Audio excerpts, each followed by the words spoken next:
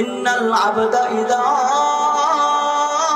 সাবাকাত লাহু মানজিলা। আল্লাহ রাসূল ফরমান, আল্লাহ যখন কোন বান্দার জন্য একটা বিশেষ মর্যাদা আল্লাহ প্রস্তুত করে রাখেন, কিন্তু লাম ইয়াবলুহা বিআমালিহি, বান্দা তার আমলের মাধ্যমে ওই দরজা সে মর্যাদা সে কোনোদিন পাবে না। ফলে আল্লাহ রাব্বুল আলামিন তাকে মুসিবতের মধ্যে ফেলে দেন, যেন বান্দাকে আল্লাহ রাব্বুল আলামিন সেই স্তরে যেন তাকে পৌঁছাতে পারে, আল্লাহ তাকে যেন ওই অবস্থায় যেন তাকে উন্নত করতে পারে, এই জন্য ভালো মুসিবত দেন। 4 নম্বর বললাম কিসের জন্য? বান্দার মর্যাদাকে উঁচু করার জন্য।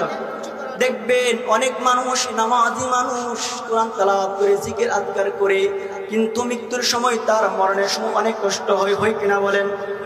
ভালো মানুষ মৃত্যুর সময় কষ্ট হয়।